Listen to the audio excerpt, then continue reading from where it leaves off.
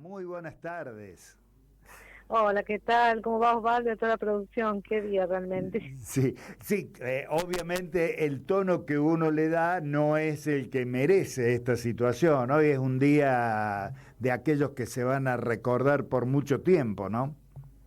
Sí, realmente. Bueno, yo justo proponía también la temática porque venía pensando, bueno, nuestro sindicato en la Universidad de Río Cuarto está problematizando la cuestión de la deuda externa y sus Ujú. implicancias no solo geopolíticas, sino también históricas en el modelo de desarrollo en Argentina. Entonces, justo hoy, en un periodo de deuda desesperado electoral que hace el gobierno argentino, para pagar intereses de otra deuda, o sea, porque es, Mm. digo, la deuda per se siempre lo discutimos y es algo lógico, ¿no? Pero es necesario decirlo, no es algo malo, ¿no? El tema es la deuda para pagar intereses de deuda, es decir, que vos estás debiéndole al banco porque pediste un crédito y además después vas y pedís otro crédito en otro banco para pagar los intereses de una deuda. Ujú. Y viste, la verdad que sí, es un día muy particular para conversarlo. Cuando además en este caso se da una cuestión particular, ¿no?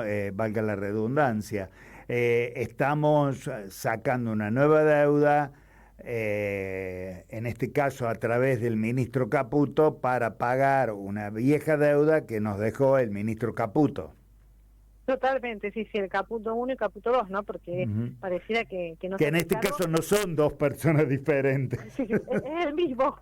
Sí, pero vos sabés que esas paradojas de la historia argentina, yo siempre lo cuento porque en un curso de posgrado que discutíamos con un profe que, muy interesante porque era un profe que había sido crítico del periodo del kirchnerismo, lo voy a contar porque un profe muy Ujú. querido, además Martín Short, después terminó Ujú. siendo jurado en mi tesis doctoral, y él decía que aún desde su mirada crítica, una manera en que se estudiaba el periodo del sector financiero argentino durante la presidencia de Néstor Kirchner es que la renegociación de deuda que hace Néstor Kirchner es una de las quitas históricas más importantes a nivel mundial, que abre la puerta, por supuesto, a que otros países de la periferia del sur global puedan renegociar sus deudas con esa mirada, incluso diría yo, estratégica que tuvo Néstor Kirchner, que en resumidas cuentas, me acuerdo que lo dijo en aquel momento, los muertos no pagan deudas. Claro, Ujú. primero tenemos que ver cuáles son los acreedores legítimos y genuinos de esta deuda y después nos ponemos a negociar con los otros sectores ilegítimos, carroñeros que existen en el sistema financiero internacional.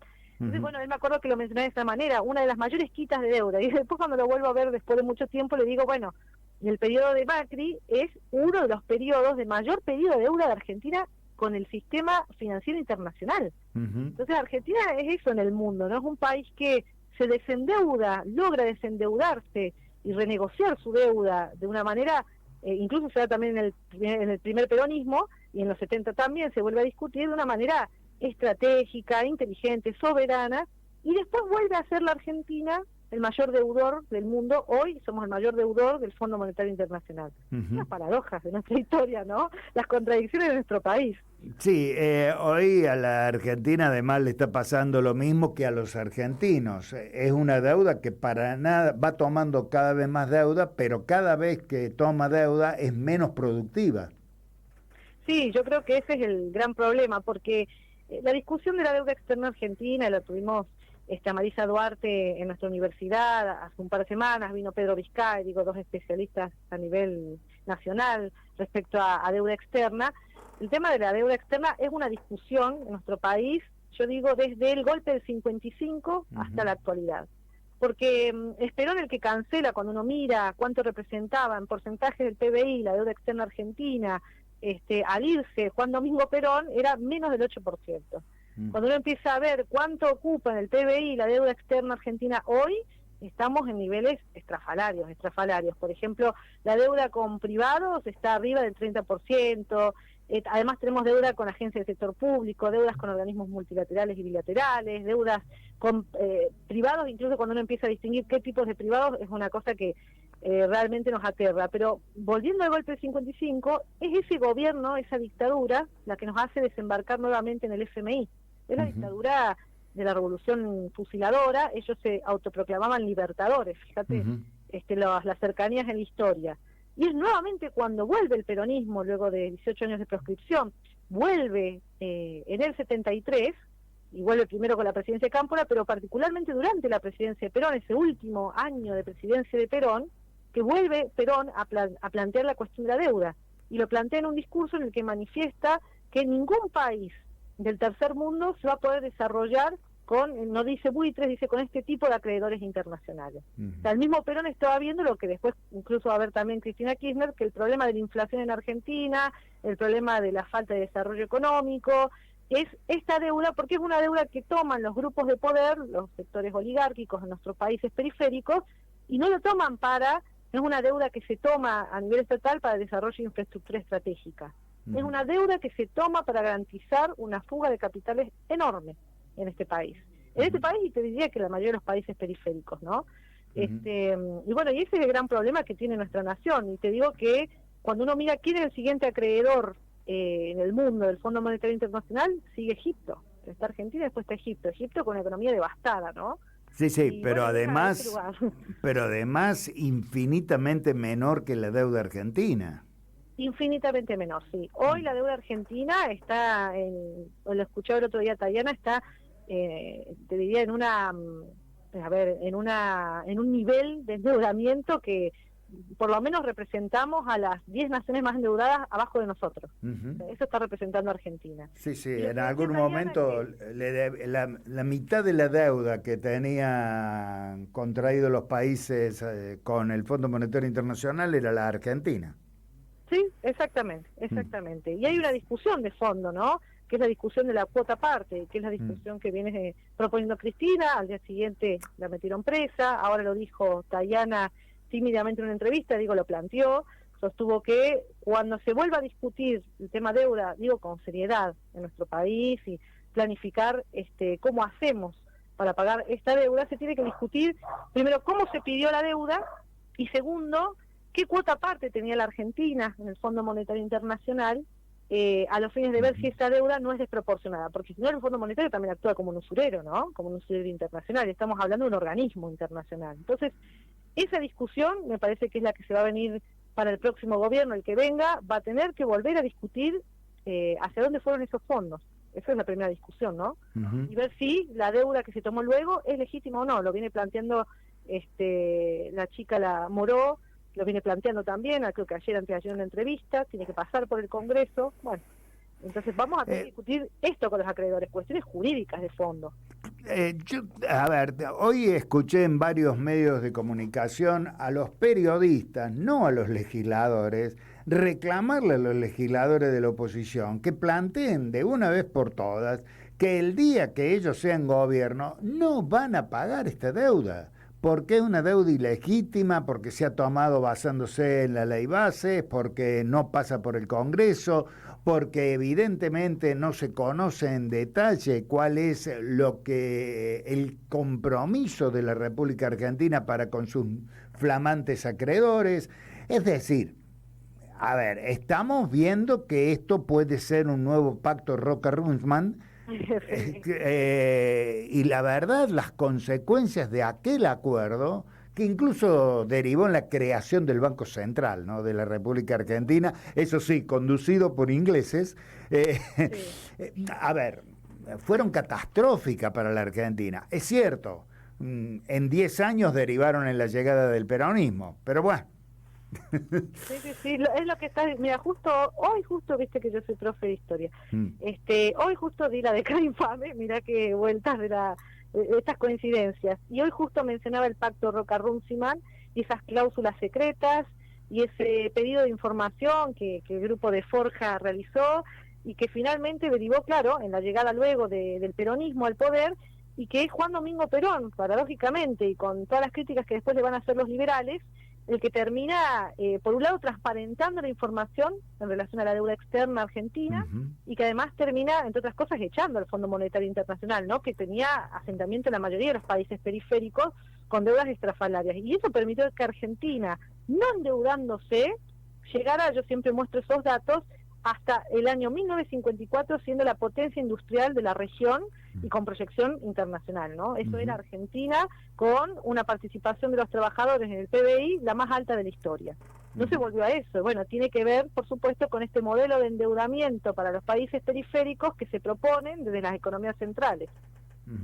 Aimé, la deuda que tomó Rivadavia, para muchos la primera deuda externa, el primer deudón que tuvimos. ¿Tiene algún parecido con lo que después fue sucediendo? Sí, totalmente, la deuda de Rivadavia. Bueno, aquí está otra discusión. Yo normalmente le tiendo a pedir a los estudiantes que hagan una búsqueda respecto a la deuda externa. Es como un tema que me convoca todo el tiempo, entonces los estudiantes de historia les digo, bueno, hagamos siempre desde que empezamos a ver, nosotros con los ilustrados en el Río de la Plata, pasando por la discusión de unitarios y federales, pasamos por Rivadavia y pasamos en general todos los gobiernos, les hago que hagan una búsqueda de deuda externa. Y el primer, por supuesto, antecedente histórico es el periodo de Rivadavia, que además, de una manera también inescrupulosa, ¿no? Una manera de acuerdos por detrás de la transparencia pública. Y después, claro, cuando uno vuelve a ver en la historia que otro momento aparece, digo, cada vez que aparecen deuda, cada vez que Argentina se endeuda con el mundo, es durante periodos de gobiernos liberales, que son liberales en lo económico, que tienen una pretensión de ser liberales en lo económico, pero que en realidad eso es una excusa para garantizar los negocios de una minoría que tiene intereses conmutativos con los sectores extranjeros de la economía. Aparece siempre con los liberales económicos y que además, no casualmente, son enormemente conservadores de lo político. O sea, son gobiernos generalmente autoritarios o dictaduras, generalmente han sido dictaduras, autoritarios en el menor de los casos, y es una constante en nuestro país que el liberalismo económico, nunca el liberalismo económico, me atrevo a decirlo en esos términos, mantuvo gobiernos que no sean conservadores en lo político, porque para garantizar los intereses de una minoría privilegiada, necesitan sí o sí autoritarismo político. Y eso es de Rivadavia la fecha. Esa es la verdad. Sí, la última. ¿Vos ves una estructura de poder suficiente como para plantear un modelo distinto? Porque, digamos, está muy claro de que es recurrente esto de los liberales o la derecha aumenta la deuda, después viene el peronismo, e incluso a costa muchas veces de poner la cara frente al sacrificio que tiene que hacer la población, el peronismo salda esa deuda, pero queda mal parado frente a una buena parte de sus propios votantes que no querían o no sabían que tenían que hacer justamente ese esfuerzo para poder vivir más dignamente. ¿Hay algo que puede romper esta lógica que tiene tanto tiempo? Y bueno, mira, yo siempre pienso, el otro día lo leí a Brienza, que hablaba de los factores de poder que acompañan a Perón, y que lo acompañan en su primera presidencia. Y yo creo que ahí hay una clave, ¿no? La primera presidencia de Perón es acompañada por sectores nacionalistas, sectores de la Iglesia Católica, que en nuestro país son muy fuertes, muy importantes.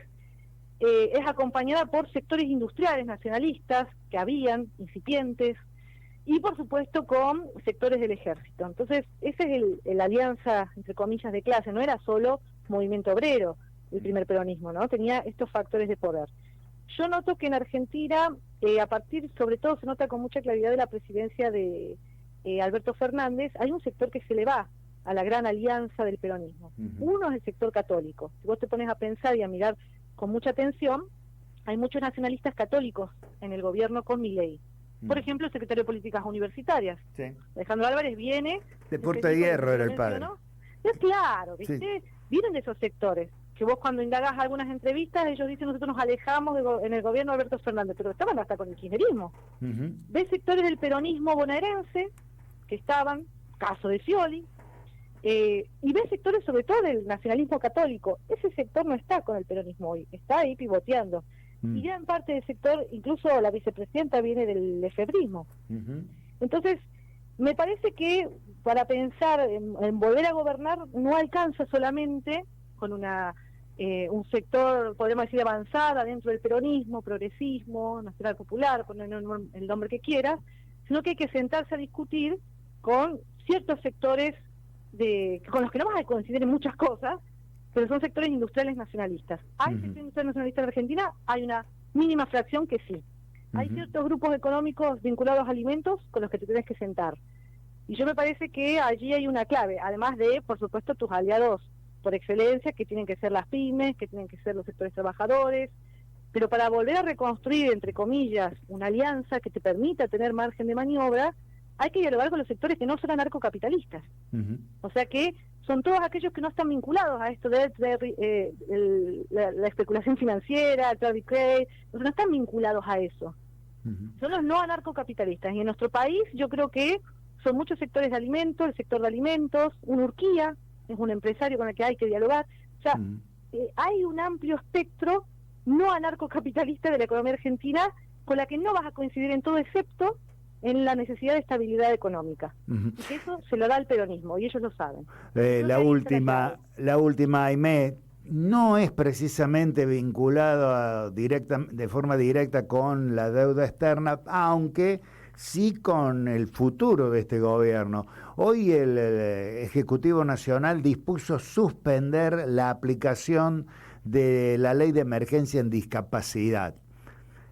Para muchos, este invento de suspender la vigencia de una ley votada por el Congreso en 2 oportunidades, la primera, la habitual, la normal, la segunda cuando se rechazó el veto del presidente de la Nación, con 2/3 partes de ambas cámaras, para muchos empieza a caminar Milei al lado de la cornisa y está a un paso de caerse de la institucionalidad más elemental.